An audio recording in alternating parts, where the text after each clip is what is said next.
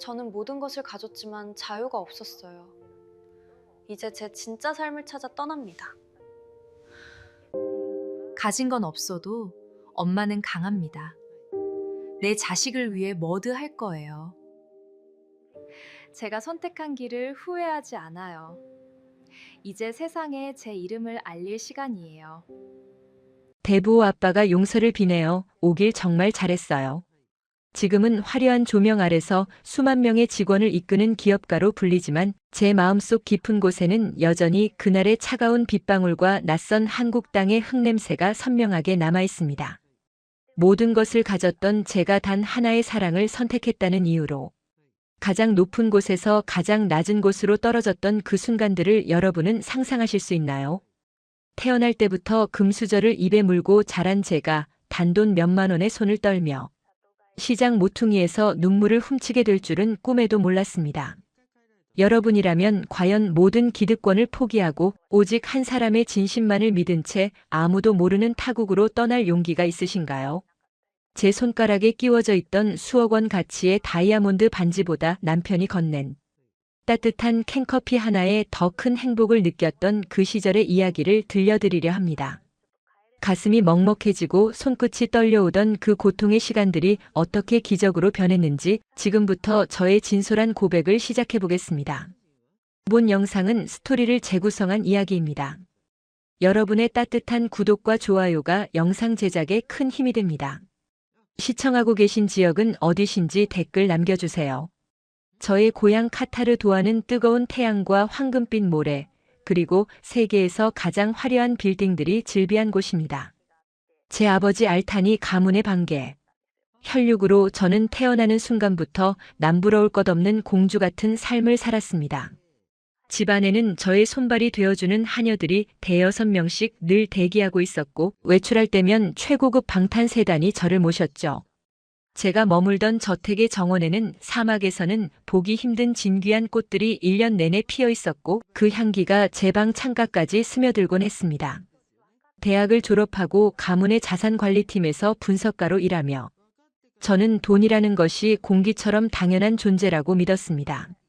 수천만 원짜리 명품 가방을 색깔별로 수집하고 주말이면 개인 전용기를 타고 파리나 런던으로 쇼핑을 떠나는 것이 제 일상의 전부였습니다. 그런 제게 세상은 한없이 부드럽고 달콤한 곳이었습니다. 저의 지위와 배경을 보고 다가오는 수많은 귀족, 청년들 사이에서 저는 늘 차가운 얼음 성의 주인처럼 굴었습니다. 그들의 눈 속에는 사랑보다는 제가 가진 배경에 대한 탐욕이 더 컸다는 것을 너무나 잘 알고 있었기 때문입니다. 그러던 어느 날 가문의 에너지 프로젝트 컨설팅을 위해 파견된 한국인 엔지니어 서준 씨를 만났습니다. 그는 제가 그동안 봐왔던 남자들과는 전혀 달랐습니다. 값비싼 정장 대신 활동하기 편한 작업복을 입고 뙤약볕 아래서 땀을 흘리며 기계 설비를 점검하던 그의 모습은 제 눈에 너무나 생경하면서도 강렬하게 다가왔습니다. 점심시간이면 그늘 한 점 없는 현장 구석에서 조용히 생수 한 병으로 목을 축이던 그의 옆모습을 저는 멀리서 지켜보곤 했습니다.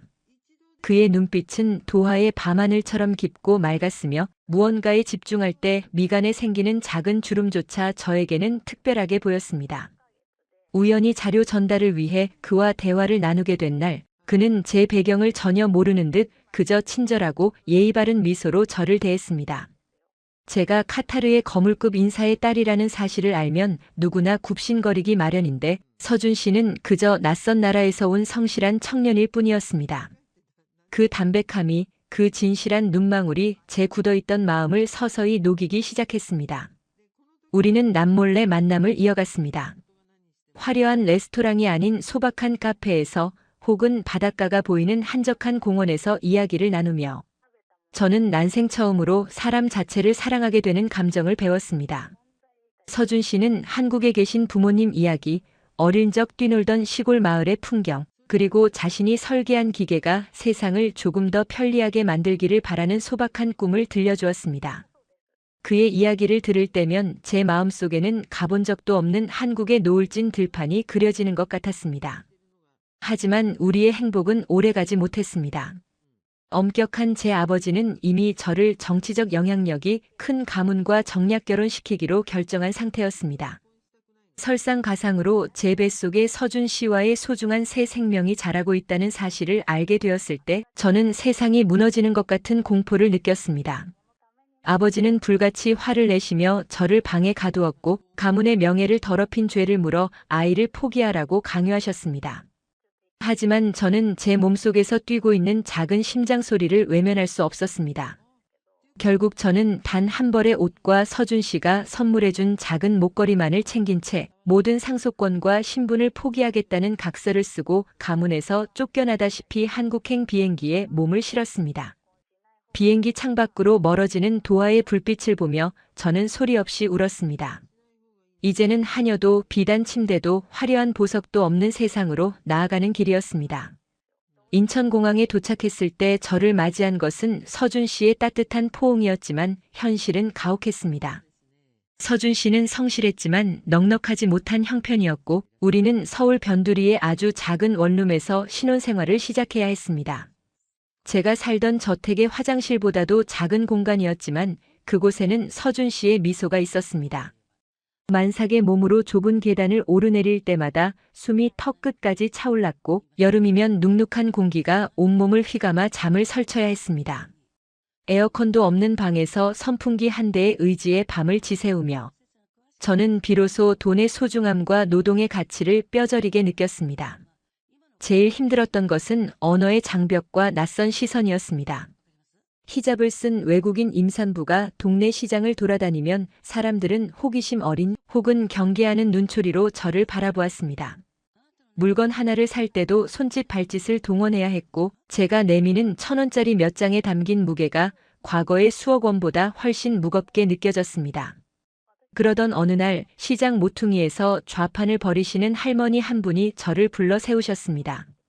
말은 통하지 않았지만 할머니는 제 불룩한 배를 어루만지며 검은 비닐봉지에 잘 익은 사과 2알을 쑥 내미셨습니다. 에고 외국 아가씨가 고생이 많네. 이거 먹고 힘내. 할머니의 거칠고 투박한 손길이 제 손등에 닿는 순간 참아왔던 눈물이 본물 터지듯 쏟아졌습니다. 본국에서는 한 번도 느껴보지 못한 아무런 데가 없는 순수한 인간의 정이었습니다. 그 차가운 시장 바닥에서 따뜻한 사과를 품에 안고 저는 결심했습니다. 내 아이를 위해서라도 나를 믿어준 서준 씨를 위해서라도 반드시 이 땅에서 일어서겠다고 말입니다. 만삭의 몸으로 저는 제가 가장 잘할 수 있는 일을 찾기 시작했습니다. 카타르에서 고급 의류를 취급하며 쌓았던 안목과 원단에 대한 지식을 활용해 보기로 했습니다. 하지만 자본금이 전혀 없었기에 저는 동대문 시장의 자투리 원단들을 주워 모으기 시작했습니다. 배가 남산만해서 뒤뚱거리는 몸으로 시장 바닥을 누비며 버려진 1,000조각들을 고르는 저를 보고 사람들은 혀를 찼습니다. 하지만 제 눈에는 그 1,000조각들이 보석보다 귀하게 보였습니다. 밤마다 좁은 원룸에서 낡은 재봉틀 소리를 내며 저는 중동의 감각과 한국의 트렌드를 접목한 아이 옷을 만들기 시작했습니다. 서준 씨가 퇴근하고 돌아오면 제 부은 다리를 주물러주며 삶아 너무 무리하지 마라고 걱정했지만 저는 멈출 수 없었습니다. 제 손끝에서 탄생하는 작은 옷 한 벌 한 벌에 저의 간절한 기도와 희망을 담았습니다. 그 작은 원룸의 불빛은 새벽이 올 때까지 꺼지지 않았고 제 꿈은 그 어둠 속에서 서서히 싹을 틔우고 있었습니다. 어느 날은 남편 서준 씨가 회사에서 큰 실수를 했다며 고개를 숙인 채 돌아온 적이 있었습니다. 원래도 책임감이 강한 사람이라 자기 탓이 아닌 일에도 자책하는 성격이었죠. 저는 그런 서준 씨의 손을 꼭 잡고 우리가 처음 만났던 카타르의 그 뜨거운 햇살 아래를 떠올려 보자고 했습니다. 그때 당신의 눈빛이 얼마나 빛났는지 그 빛이 지금 이 작은 방에서도 여전히 나를 비추고 있다고 말해주었습니다. 서준 씨는 제 품에 얼굴을 묻고 한참을 말없이 있었습니다. 우리는 서로의 온기에 의지해 그 밤을 견뎠습니다. 다음 날 아침 시어머니께서 밑반찬 몇 가지를 싸들고 저희 집을 방문하셨습니다. 아들이 귀한 집 귀한 딸을 데려와 고생시킨다며 늘 미안해하시던 분이었습니다. 시어머니는 제가 만든 옷들을 보시더니 눈이 휘둥그레지셨습니다. 어머나 삶아야. 이 옷들이 내가 만든 거니? 세상에 백화점 옷보다 훨씬 예쁘구나. 시어머니의 그 진심 어린 칭찬 한마디가 제게는 그 어떤 훈장보다 값지게 다가왔습니다. 시어머니는 동네 부녀회며 시장 상인들에게 제 솜씨를 자랑하기 시작하셨습니다. 처음에는 외국인 며느리가 만든 옷이라고 반신반의하던 이웃들도 제가 한 땀 한 땀 정성 들여 만든 아기 옷의 독특한 색감과 부드러운 촉감에 반해 하나둘 주문을 하기 시작했습니다. 좁은 원룸은 이제 작은 작업실이 되었고 저는 산딸이 다가오는 줄도 모를 만큼 일에 몰두했습니다. 하지만 여전히 통장 잔고는 빠듯했습니다. 출산 비용을 마련하기 위해 저는 입덧으로 어지러운 속을 달래며 밤새 바느질을 이어갔습니다.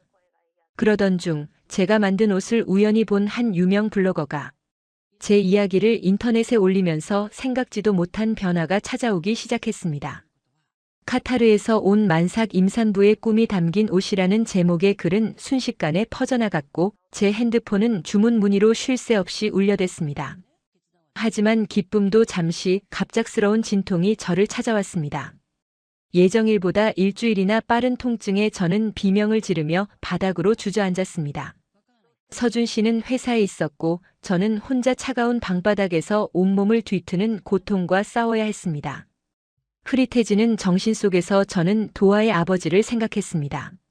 제가 이렇게 아파하고 있을 때 아버지는 무엇을 하고 계실까? 만약 제가 가문에 남았다면 최고급 의료진의 보살핌 속에 편안히 아이를 낳았겠지요. 하지만 저는 후회하지 않았습니다. 비록 지금은 홀로 진통을 견디고 있지만 제 곁에는 저를 진심으로 사랑해주는 남편과 비록 가난하지만 정이 넘치는 한국의 이웃들이 있었습니다. 저는 사력을 다해 기어나갔고 마침 복도를 지나던 이웃집 아주머니의 도움으로 병원에 이송될 수 있었습니다. 수술실로 들어가는 복도 끝에서 숨이 턱에 차도록 달려온 서준 씨의 얼굴이 보였습니다. 땀과 눈물로 범벅이 된 그의 얼굴을 보며 저는 마지막 힘을 내어 미소 지었습니다. 그리고 얼마 뒤 우렁찬 아이의 울음소리가 산부인과 복도에 울려 퍼졌습니다. 검은 머리카락과 깊은 눈망울을 가진 우리를 꼭 닮은 예쁜 아들이었습니다. 아이를 품에 안은 순간 세상의 모든 고통이 눈 녹듯 사라지는 기적을 경험했습니다. 아이를 낳고 일주일 뒤 몸도 채 추스르지 못한 상태에서 저는 다시 재봉틀 앞에 앉았습니다. 밀려드는 주문을 소화해야 했고 무엇보다 우리 아이에게 더 나은 환경을 만들어주고 싶다는 열망이 저를 움직이게 했습니다. 서준 씨는 제가 안쓰러워 화를 내기도 했지만 제 단호한 눈빛을 보며 결국 곁에서 포장 업무를 도와주기 시작했습니다. 낮에는 아이를 돌보고 밤에는 옷을 만드는 강행군이 이어졌습니다. 하지만 본국에서 받은 체계적인 경영 교육과 제 타고난 디자인 감각은 한국 시장에서 빛을 발하기 시작했습니다. 단순한 아기 옷을 넘어 엄마와 아이가 함께 입을 수 있는 이국적인 패턴의 드레스들을 선보이자 매출은 기하급수적으로 늘어났습니다. 작은 원룸은 이제 수천 발의 원단과 포장 박스로 가득 찼고 저희는 드디어 지하방을 벗어나 작은 상가 주택으로 이사할 수 있게 되었습니다. 성공의 가도를 달리기 시작하면서 저는 더 큰 꿈을 꾸게 되었습니다. 단순히 옷을 파는 것이 아니라 저처럼 한국에 와서 어려움을 겪는 이주 여성들에게 일자리를 제공하고 싶다는 생각이 들었습니다. 저는 인근의 다문화 센터를 찾아가 손재주가 좋은 여성들을 모집했습니다. 그들에게 바느질을 가르치고 함께 옷을 만들며 우리는 단순한 직원이 아닌 하나의 가족이 되어갔습니다. 한국의 빨리빨리 문화와 저의 꼼꼼한 품질 관리가 결합하자 제 브랜드는 해외에서도 주목받기 시작했습니다. SNS를 통해 제 디자인이 입소문을 타면서 중동의 부유층들로부터 역수출 제안이 들어오기 시작한 것입니다. 한때 저를 내쳤던 그 땅에서 이제는 제 옷을 입고 싶어 줄을 서는 진풍경이 벌어졌습니다. 저는 밤잠을 아껴가며 비즈니스 플랜을 짰고 한국의 우수한 IT 인프라를 활용해 온라인 플랫폼을 구축했습니다. 사업이 번창할수록 제 마음 한구석에는 채워지지 않는 그리움이 있었습니다. 바로 아버지였습니다. 아무리 저를 매몰차게 내치셨어도 아버지는 저를 키워주신 분이었고 제가 성공하는 모습을 꼭 보여드리고 싶었습니다. 하지만 아버지는 여전히 저와의 연락을 거부하고 계셨습니다. 그러던 어느 날 서울의 한 호텔에서 열리는 국제경제 포럼에 제가 강연자로 초청받는 영광을 안게 되었습니다. 역경을 딛고 일어선 글로벌 여성 기업가라는 주제로 무대에 선 저는 떨리는 목소리로 저의 지난 세월을 이야기했습니다. 카타르의 부유한 딸에서 한국의 가난한 임산부로 그리고 다시 성공한 CEO가 되기까지의 그 험난했던 과정들을 하나하나 풀어놓았습니다. 강연 도중 객석 뒤편에서 낯익은 실루엣이 보였습니다. 수행원들에 둘러싸인 채 꼿꼿하게 앉아 저를 바라보고 있는 노신사, 바로 제 아버지였습니다. 강연을 마치고 무대 뒤로 내려온 제 앞에는 아버지가 서 계셨습니다. 세월의 흐름을 이기지 못한 듯 예전보다 작아진 어깨와 하얗게 센 머리칼을 보니 가슴이 미어지는 것 같았습니다. 아버지는 한참 동안 아무 말씀 없이 저를 바라보시더니 떨리는 손으로 제 뺨을 어루만지셨습니다. 살마야, 내 딸아. 아버지의 목소리는 젖어 있었습니다. 아버지는 제가 한국에서 겪었던 고생들을 전해 듣고 제가 만든 브랜드가 중동에서 얼마나 큰 반향을 일으키고 있는지 지켜보고 계셨다고 했습니다. 가문의 명예보다 더 소중한 것이 자식의 행복이라는 것을, 그리고 제가 선택한 그 가난한 한국 남자가 저를 얼마나 단단하게 지켜주었는지 이제야 깨달았다고 말씀하셨습니다. 아버지는 제 앞에서 무릎을 꿇으시더니 용서를 구하셨습니다. 화려한 궁전보다 이 낯선 타국에서 제 스스로 일궈낸 이 작은 제국이 훨씬 더 위대하다며 고개를 숙이셨습니다. 그날 저녁 저희의 소박한 집에서 아버지와 서준 씨, 그리고 우리 아이가 함께 모여 저녁 식사를 했습니다. 아버지는 한국의 된장찌개를 신기해하며 드셨고 손주를 품에 안고 놓을 줄 모르셨습니다. 좁은 거실이었지만 그 어느 때보다 따뜻한 온기가 가득했습니다. 아버지는 서준 씨의 손을 잡으며 말씀하셨습니다. 우리 딸을 지켜줘서 고맙네. 자네는 내가 본 가장 부유한 사람일세. 그 한마디에 그동안의 모든 서름과 갈등이 눈 녹듯 사라졌습니다. 저는 이제 더 이상 도망친 상속녀가 아니라 제 스스로의 힘으로 사랑과 성공을 모두 쟁취한 당당한 여성이었습니다. 한국이라는 나라가 제게 준 것은 단순히 돈을 벌 기회가 아니라 사람의 따뜻한 정과 스스로 일어서는 법, 그리고 진정한 가족의 의미였습니다. 하지만 저의 도전은 여기서 끝이 아니었습니다. 아버지는 저와 서준 씨에게 카타르로 돌아와 가문의 사업을 함께 이끌어달라고 제안하셨지만 저는 정중히 거절했습니다. 저는 이곳 한국에서 제가 시작한 이 가치 있는 일들을 계속 이어가고 싶었기 때문입니다. 한국의 우수한 기술력과 중동의 자본, 그리고 저의 디자인 철학을 합쳐 더 큰 세상을 향해 나아가기로 했습니다. 서준 씨도 다니던 회사를 그만두고 제 사업의 든든한 파트너가 되어주기로 했습니다. 우리는 이제 더 이상 돈 때문에 울지 않습니다. 하지만 우리는 여전히 시장 할머니가 주셨던 그 사과 한 알의 맛을 잊지 않습니다. 가장 힘들 때 건네받았던 그 따뜻한 손길이 지금의 저를 만들었음을 잘 알기 때문입니다. 사업 규모가 커지면서 저는 전국 각지에 매장을 열고 해외 지사 설립도 준비하게 되었습니다. 만삭의 몸으로 원단을 줍던 그 길을 이제는 최고급 승용차를 타고 지나가지만 저는 창밖으로 보이는 평범한 사람들의 일상을 늘 경외 어린 시선으로 바라봅니다. 저들이 흘리는 땀방울이 얼마나 고귀한지, 저들이 지키는 가정이 얼마나 소중한지 저는 누구보다 잘 알고 있습니다. 제 아들은 이제 아장아장 걷기 시작하며 세상 모든 것이 신기한 듯 눈을 반짝입니다. 아이에게 저는 돈이 많은 엄마가 아니라 꿈을 위해 당당히 싸워 이긴 엄마로 기억되고 싶습니다. 서준 씨는 가끔 제가 밤늦게까지 업무에 몰두할 때면 예전에 그 낡은 재봉틀 소리가 그립다고 농담을 던지곤 합니다. 그러면 우리는 함께 웃으며 그 좁았던 지하방의 냄새를 추억합니다. 저의 이야기가 누군가에게는 한 편의 영화처럼 들릴지도 모릅니다. 하지만 이것은 제가 한국이라는 땅에서 직접 발로 뛰며 써내려간 생생한 현실입니다. 포기하고 싶을 때마다 저를 붙잡아준 것은 화려한 보석이 아니라 옆집 아주머니가 건넨 따뜻한 밥 한 공기였고 남편의 믿음직한 등이었으며 아이의 천사 같은 미소였습니다. 저는 이제 압니다. 진정한 부유함이란 통장의 숫자가 아니라 내가 사랑하는 사람들과 함께 웃을 수 있는 마음의 여유라는 것을요. 그리고 그 소중한 진리를 가르쳐준 한국을 저는 제 두 번째 조국으로 사랑합니다. 앞으로 제가 써내려갈 이야기는 더 넓은 세상을 향할 것입니다. 하지만 그 시작은 언제나 그 좁은 골목길, 따뜻한 정이 넘치던 시장 모퉁이일 것입니다.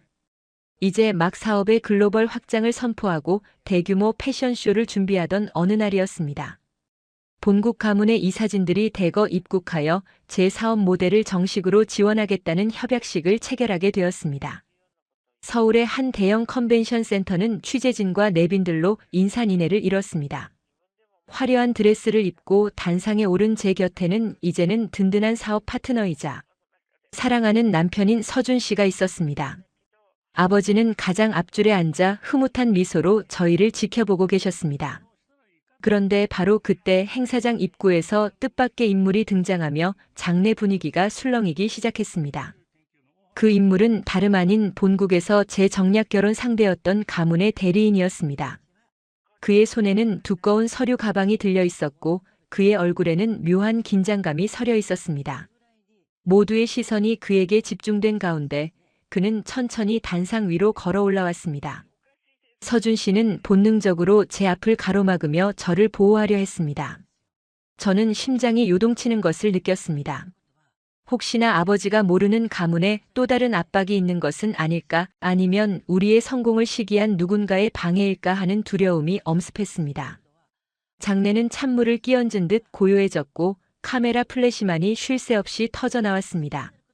그는 제 앞에 멈춰 서서 정중하게 고개를 숙였습니다. 그리고 서류 가방에서 꺼낸 것은 다름 아닌 고색 창연한 인장이 찍힌 양피지 문서였습니다. 그것은 가문 대대로 내려오는 가장 명예로운 훈장과 함께 제가 포기했던 모든 상속권을 복원한다는 국왕의 친필 서신이었습니다. 하지만 반전은 거기서 끝이 아니었습니다. 그는 제게 서신을 건네며 예상치 못한 소식을 전했습니다. 본국에서 가문의 에너지 사업 중 일부가 심각한 위기에 처했으며 제가 한국에서 성공시킨 IT 기반의 유통 시스템과 경영 노하우가 가문을 살릴 유일한 열쇠라는 것이었습니다. 한때 가문의 수치라며 내쫓겼던 제가 이제는 가문 전체의 운명을 짊어질 구원자로 지목된 것입니다. 저는 멍하니 그 서류들을 바라보았습니다. 서준 씨는 제 손을 꼭 잡으며 무언의 응원을 보내주었습니다. 저는 천천히 마이크 앞으로 다가갔습니다. 그리고 수많은 카메라 앞에서 제 인생의 가장 중요한 결정을 발표하기 위해 입을 열었습니다. 그 순간 행사장 뒷문이 열리며 또 다른 인물이 숨을 헐떡이며 뛰어들어왔습니다. 그 인물의 등장에 아버지는 자리에서 벌떡 일어나 경악을 금치 못하셨습니다. 과연 그 인물은 누구이며 저와 가문의 운명은 어떻게 바뀔까요? 행사장의 무거운 공기를 가르며 뛰어들어온 사람은 제 고향 집에서 저를 오랫동안 보필했던 유모 자이납이었습니다. 자이납은 숨을 헐떡이며 제 손을 부여잡았고 그 눈에는 형언할 수 없는 슬픔과 다급함이 서려 있었습니다. 저는 그 순간 머릿속이 하얘지는 기분이었습니다. 아버지가 저를 찾으러 오신 것이 끝이 아니라 본국에서 무언가 감당하기 힘든 일이 벌어지고 있다는 직감이 들었기 때문입니다. 하지만 저는 수많은 카메라와 내빈들 앞에서 무너질 수 없었습니다. 저는 자이납을 진정시킨 뒤 서준 씨와 아버지의 배려로 잠시 대기실로 자리를 옮겼습니다. 화려한 연회장을 빠져나와 조용한 방에 들어서자마자 저는 다리에 힘이 풀려 주저앉고 말았습니다. 화려한 하이힐이 제 발을 조여오는 통증보다 가슴 깊은 곳에서 올라오는 알 수 없는 불안감이 저를 더 괴롭혔습니다. 자이납은 제게 본국의 상황을 전했습니다. 가문의 핵심 사업인 정유시설에 큰 화재가 발생했고 그 배후에 제 정략 결혼 상대였던 가문의 음모가 있다는 사실이었습니다. 그들은 제가 한국으로 도망친 것을 빌미로 우리 가문의 명예를 실추시켰고 이제는 물리적인 타격까지 가하며 가문을 무너뜨리려 하고 있었습니다. 아버지가 한국까지 저를 찾아오신 것은 단순히 그리움 때문만이 아니라 가문의 마지막 희망이 제가 일궈낸 이 독자적인 유통망과 기술력에 있다는 것을 인정하셨기 때문이었습니다. 저는 눈물을 닦아내며 거울 속의 저를 바라보았습니다. 카타르의 부유한 공주였던 살마는 이제 없었습니다. 이곳 한국에서 거친 원단을 만지며 손마디가 굵어진 한 여자가 서 있었습니다. 저는 결심했습니다. 가문을 구하는 길은 단순히 돈을 보내는 것이 아니라 제가 이곳에서 증명해낸 사업의 가치를 본국에 이식하는 것이라고 말입니다. 하지만 그러기 위해서는 지금보다 수십 배, 수백 배의 노력이 필요했습니다. 한국의 생산 공장을 풀가동해야 했고 중동의 까다로운 기준에 맞춘 새로운 라인을 밤낮 없이 설계해야 했습니다. 협약식이 끝나자마자 저는 축배를 들 시간도 없이 현장으로 달려갔습니다. 서준 씨는 저를 말리며 조금만 쉬었다 하자고 애원했지만 저는 그럴 수 없었습니다. 가문의 운명과 저를 믿고 따르는 한국 공장의 직원들, 그리고 저를 위해 모든 것을 포기한 서준 씨를 위해서라도 저는 잠시도 쉴 수 없었습니다. 그날부터 저의 지독한 일상이 시작되었습니다. 새벽 4시면 눈을 떠 동대문과 남대문 시장의 원단 시장을 돌며 직접 최고의 재료를 선별했습니다. 차가운 새벽 공기가 제 폐부를 찔렀지만 저는 그것이 오히려 정신을 맑게 해준다고 믿었습니다. 예전에는 하녀가 가져다주는 따뜻한 차를 마시며 하루를 시작했지만 이제는 편의점에서 산 쓴 커피 한 잔이 제 아침의 전부였습니다. 사무실에 도착하면 책상 위에 쌓인 수백 통의 이메일과 서류들을 검토했습니다. 본국과의 시차 때문에 밤늦게까지 화상회의를 이어가기 일쑤였습니다. 노트북 모니터에서 뿜어져 나오는 푸르스름한 빛이 제 얼굴을 퀭하게 만들었지만 저는 멈추지 않았습니다. 어느 날은 공장의 미신기 한 대가 고장났다는 소식에 직접 공장 바닥에 앉아 기름때를 묻히며 수리를 도왔습니다. 서준 씨는 그런 저를 보며 속상해했습니다. 삶아, 제발 부탁이야. 사람 시키면 되잖아. 당신 몸이 예전 같지 않아. 서준 씨의 목소리에는 물기가 서려 있었습니다. 하지만 저는 웃으며 대답했습니다. 서준 씨, 나는 이 기름 냄새가 좋아요. 이게 우리가 살아있다는 증거잖아요. 사실 제 몸은 비명을 지르고 있었습니다. 어깨는 돌덩이처럼 굳어 있었고 손가락 끝은 바늘에 찔려 성한 곳이 없었습니다. 하지만 통장에 찍히는 수출 대금과 본국 가문의 상황이 조금씩 호전되고 있다는 소식을 들을 때마다 저는 마치 마약이라도 맞은 듯 다시 힘을 냈습니다. 시어머니께서는 주말마다 반찬을 잔뜩 싸들고 저희 집을 찾아오셨습니다. 홀쭉해진 제 얼굴을 보며 시어머니는 제 손을 꼭 잡고 우셨습니다. 아가, 돈이 다가 아니란다. 내 몸이 상하면 그게 무슨 소용이니? 제발 잠 좀 자고 밥 좀 제때 챙겨 먹어라. 시어머니는 제가 좋아하는 나물 반찬과 뜨끈한 미역국을 차려주시며 억지로라도 먹이려 하셨습니다. 저는 시어머니의 따뜻한 정에 가슴이 뭉클해지면서도 밥숟가락을 드는 순간에도 머릿속으로는 다음 달 원자재 수급 계획을 세우고 있었습니다. 식사를 마치기가 무섭게 다시 컴퓨터 앞에 앉는 저를 보며 시어머니는 깊은 한숨을 내쉬며 돌아가시곤 했습니다. 최근 들어 제 몸에 이상한 변화가 생기기 시작했습니다. 아침에 일어나면 머리가 깨질 듯이 아프고 속이 메스꺼웠습니다. 처음에는 단순히 잠이 부족해서 그런 것이라 생각했습니다. 요즘 너무 무리했나 보네. 영양제라도 좀 더 챙겨 먹어야겠어. 저는 약국에서 산 진통제를 입에 털어넣으며 버텼습니다. 점심때가 되면 평소 좋아하던 된장찌개 냄새만 맡아도 헛구역질이 올라왔습니다. 한국 음식이 이제야 입에 안 맞나? 아니면 체했나? 저는 그저 스트레스성 위염이겠거니 생각하며 소화제를 먹고 다시 서류 더미 속으로 파묻혔습니다.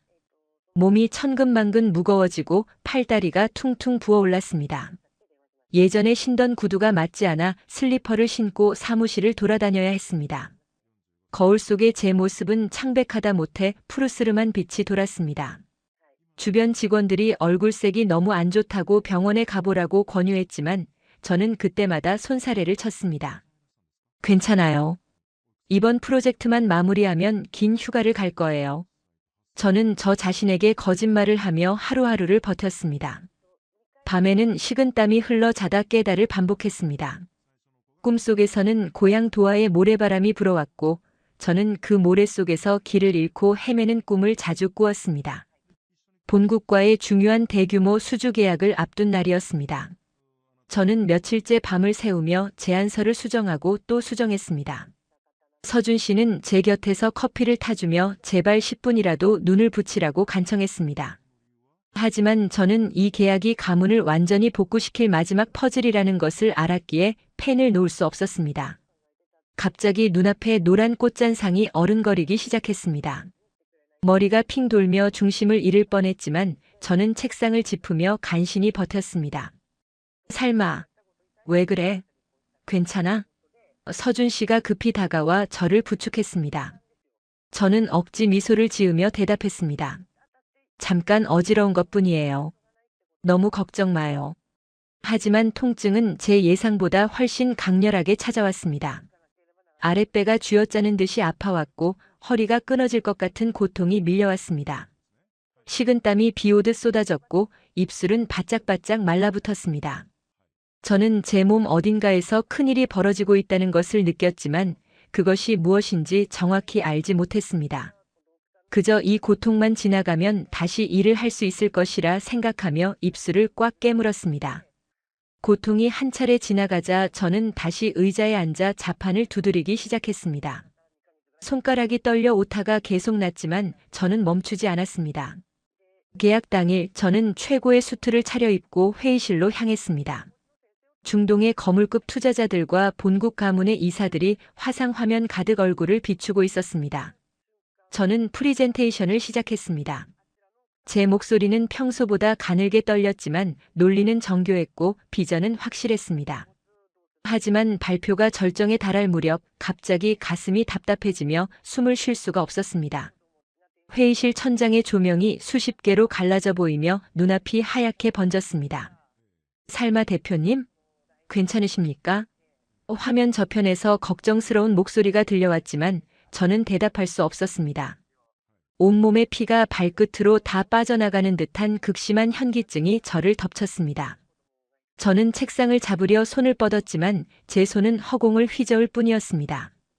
심장 소리가 귀 근처에서 천둥 소리처럼 크게 울렸고 목구멍까지 뜨거운 것이 치밀어 올랐습니다. 살마. 문 밖에서 대기하던 서준 씨의 비명 섞인 목소리가 들린 것이 마지막이었습니다. 저는 서서히 무너져 내렸습니다. 차가운 대리석 바닥이 제 뺨에 닿는 감촉이 느껴졌고 세상의 모든 소음이 멀어지며 거대한 어둠이 저를 집어삼켰습니다. 정신을 놓기 직전 저는 제 손이 본능적으로 아직 만져지지도 않는 작은 아랫배를 감싸 쥐고 있다는 것을 깨달았습니다. 코끝을 찌르는 알싸한 소독약 냄새와 일정한 간격으로 울려 퍼지는 기계적인 비푸음이 제 의식을 수면 위로 끌어올렸습니다. 눈꺼풀은 마치 젖은 솜 뭉치를 얹어놓은 듯 천근만근 무거웠고 간신히 눈을 떴을 때 제 시야에 들어온 것은 눈이 시리도록 하얀 천장과 천천히 떨어지는 투명한 수액방울이었습니다. 수액줄을 타고 내려오는 차가운 약물이 제 혈관을 타고 흐르는 감각이 생생하게 느껴졌고 손등에 꽂힌 바늘 주위의 피부는 하얗게 질려 있었습니다. 제가 숨을 들이쉴 때마다 가슴 안쪽에서 묵직한 통증이 느껴졌으며 입안은 마치 모래를 씹은 듯 까칠하고 말라붙어 있었습니다. 고개를 아주 천천히 돌리자 제 손을 꼭 부여잡고 침대 옆에 엎드려 있는 서준 씨의 흐트러진 뒷모습이 보였습니다. 그의 어깨는 미세하게 떨리고 있었고 그가 내뱉는 거친 숨소리에서는 깊은 자책과 슬픔이 묻어났습니다. 서준 씨가 제 인기척을 느꼈는지 고개를 들었습니다. 그의 눈은 핏발이 서 있었고 뺨에는 눈물 자국이 선명하게 남아 있었습니다. 제가 입술을 달싹이며 무언가 말하려 하자 서준 씨는 제 입술에 손가락을 갖다 대며 고개를 가로저었습니다. 바로 그때 병실 문이 소리 없이 열리며 흰 가운을 입은 의사 선생님이 차트를 들고 들어오셨습니다. 의사 선생님은 제 안색을 살피더니 안경 너머의 인자한 눈빛으로 저를 바라보았습니다. 의사 선생님의 입술이 천천히 움직이는 순간 병실 안의 모든 공기가 멈춘 것 같은 착각이 들었습니다. 의사 선생님은 나직하지만 또렷한 목소리로 살마 씨, 몸 안에 아주 작고 소중한 생명이 찾아왔다고 말씀하셨습니다. 임신 8주 차라는 그 짧은 문장이 제 고막을 울리는 순간 제 심장은 멈추는 듯 하다가 이내 폭발할 것처럼 빠르게 뛰기 시작했습니다. 의사 선생님은 제 몸 상태가 매우 위험했다고 덧붙였습니다. 심한 과로와 영양실조 그리고 극심한 스트레스 때문에 유산의 위기가 코앞까지 닥쳤었다는 경고였습니다. 하지만 다행히 아이는 아주 건강하게 자궁 안에서 자리를 잡고 있다며 이제부터는 무조건적인 안정이 필요하다고 당부하셨습니다. 그 말을 듣는 순간 제 뇌리에는 지난 몇 달간 제가 했던 무모한 행동들이 주마등처럼 스쳐 지나갔습니다. 무거운 원단 꾸러미를 나르고 밤을 새우며 재봉틀을 돌리고 끼니를 걸으며 바이어들과 실랑이를 벌였던 그 모든 시간 동안 이 작은 생명이 저를 버텨주고 있었다는 사실에 몸서리가 쳐졌습니다. 저는 나약해진 손을 들어 아직 아무런 굴곡도 없는 배 위에 가만히 올렸습니다. 손바닥을 통해 전해지는 미세한 온기가 마치 아이가 엄마 괜찮아요 라고 속삭이는 기적처럼 느껴졌습니다. 병실 밖에서 대기하고 계시던 시어머니께서 의사 선생님의 말씀이 끝나기가 무섭게 문을 밀치고 들어오셨습니다. 시어머니는 제 침대맡에 주저앉아 제 손을 잡고 대성통곡을 하기 시작하셨습니다. 아가 미안하다 정말 미안하다 이 못난 시미가 내 몸 상하는 줄도 모르고 그저 장사 잘 된다고 좋아만 했구나라고 말씀하시며 시어머니는 당신의 가슴을 주먹으로 치셨습니다. 시어머니의 거친 손바닥에 맺힌 눈물이 제 손등으로 떨어질 때마다 뜨거운 불꽃이 닿는 듯 가슴이 아릿했습니다. 서준 씨도 시어머니의 어깨를 감싸 안으며 함께 눈물을 흘렸습니다. 돈이 뭐가 중요하다고 명예가 다 무슨 소용이냐며 우리 살마와 아이만 건강하면 반지야. 단칸방으로 돌아가도 행복하다는 서준 씨의 오열 섞인 고백에 저는 그만 참았던 울음을 터뜨리고 말았습니다. 간호사 선생님이 들어와 제 혈압과 체온을 확인하며 따뜻한 물수건으로 제 이마를 닦아주었습니다. 한국의 병원은 참으로 신기했습니다. 외국인인 저에게도 아무런 차별 없이 정성을 다해 간호해 주었고 국가에서 지원하는 임신 출산 바우처 제도에 대해서도 상세히 설명해 주었습니다. 의료진의 친절한 미소와 체계적인 시스템을 접하며 저는 이 낯선 땅이 이제 더는 두려운 곳이 아니라는 확신을 가졌습니다. 오히려 제 아이가 태어나 자라기에 이보다 더 안전하고 따뜻한 곳은 없을 것이라는 안도감이 밀려왔습니다. 병실 창밖으로 보이는 서울의 노을은 제가 도하에서 보았던 그 어떤 황금빛, 노을보다 더 찬란하고 아름답게 빛나고 있었습니다. 퇴원 후 집으로 돌아온 저를 기다리는 것은 엄격한 절대 안정이었습니다. 서준 씨는 제 손에 물 한 방울 묻히지 않겠다며 주방 출입을 금지했고 시어머니는 매일같이 보양식을 지어 나르셨습니다. 한때 수만 명의 직원을 지휘하고 거액의 계약서를 주무르던 저였지만 지금은 침대 위에서 천장만 바라보는 처지가 되었습니다. 처음 며칠은 그 평화로움이 달콤했지만 시간이 지날수록 제 안의 열정은 다시 꿈틀대기 시작했습니다.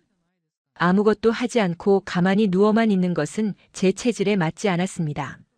저는 결국 남편 몰래 침대 머리맡에 태블릿 PC를 가져다 놓고 중동의 시장 트렌드와 원단 시장의 변동을 살피기 시작했습니다. 몸은 쉬고 있었지만 제 머릿속은 여전히 비즈니스의 세계를 유영하고 있었습니다. 어느 날 시어머니께서 가져오신 나무를 다듬다가 문득 고향의 향신료 향기가 그리워졌습니다. 저는 시어머니께 부탁해 한국의 식재료와 중동의 향신료를 조합한 독특한 퓨전 요리를 만들어 보았습니다. 비록 몸 쓰는 일은 자제해야 했지만 앉아서 칼질을 하고 간을 맞추는 일 정도는 무리가 없었습니다. 제가 만든 요리를 맛본 시어머니는 눈을 동그랗게 뜨시며 감탄하셨습니다. 삶아야 이건 정말 처음 먹어보는 맛인데. 너무 고급스럽고 맛있다며 시어머니는 이웃 사람들에게도 맛을 보여주고 싶어 하셨습니다. 저는 재미삼아 제가 요리하는 과정과 완성된 음식을 사진으로 찍어 제 개인 SNS 계정에 올렸습니다. 이미 의류 사업으로 팔로워가 많았던 터라 게시물은 올리자마자 폭발적인 반응을 이끌어냈습니다. 댓글창에는 레시피를 공유해달라는 요청과 함께 이 요리를 직접 맛보고 싶다는 외국인 친구들과 한국 팬들의 요청이 빗발쳤습니다. 저는 단순히 요리 사진에 그치지 않고 그 요리에 얽힌 저의 사연과 한국에서의 생활기를 짧은 에세이 형식으로 덧붙였습니다. 카타르의 부잣집 딸이 한국의 며느리가 되어 쌍둥이를 품고 만들어낸 치유의 음식이라는 서사는 사람들의 감성을 자극하기에 충분했습니다.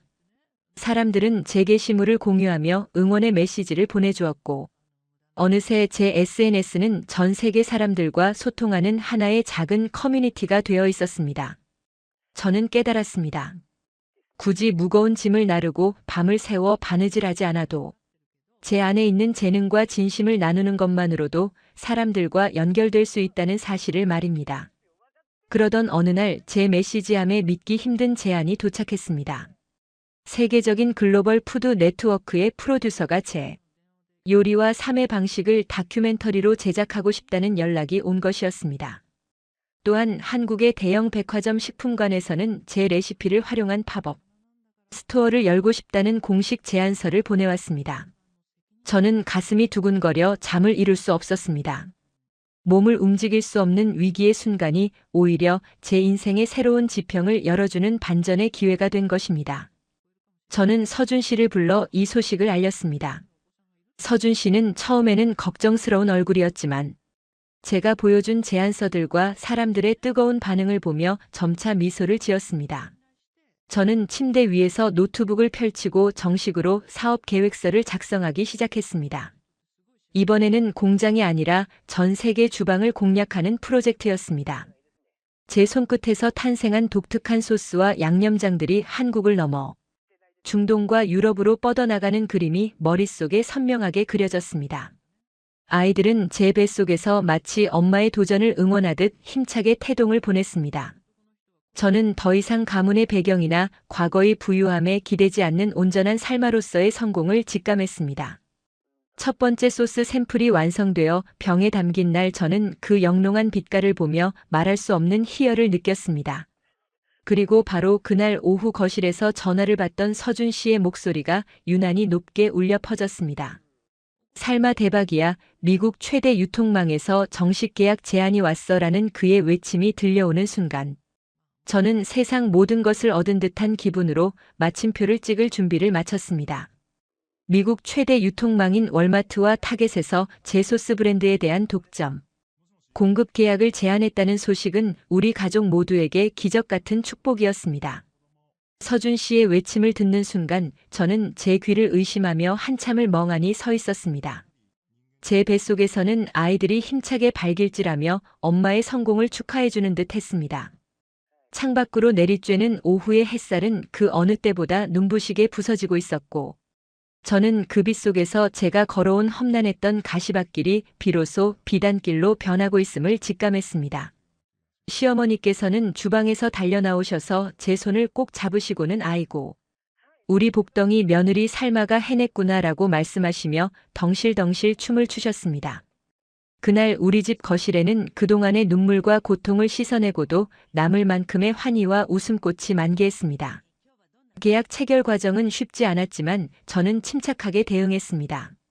만삭의 몸으로 직접 화상회의에 참석하여 중동의 신비로운 맛과 한국의 발효기술이 결합한 제 소스의 독창성을 유창한 영어와 아랍어로 설명했습니다. 세계적인 바이어들도 제 열정과 전문성에 감탄하며 연신 고개를 끄덕였습니다. 계약서에 제 서명이 들어가는 순간 저는 도하의 대저택에서 상속 포기각서에 서명하던 날의 제 모습이 떠올랐습니다. 그때는 모든 것을 잃는 줄만 알았는데 사실은 제 인생의 진정한 주인이 되기 위한 첫걸음이었다는 것을 이제야 깨달았습니다.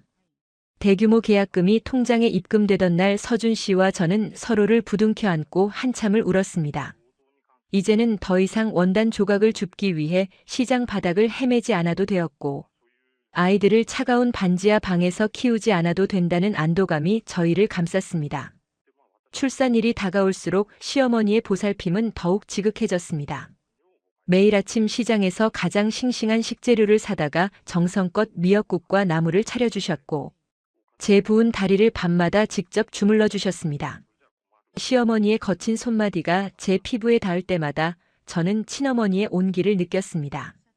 고향에 계신 어머니는 늘 하녀들의 손을 빌려 저를 대하셨지만 한국의 시어머니는 당신의 온몸을 다해 저를 사랑해 주셨습니다.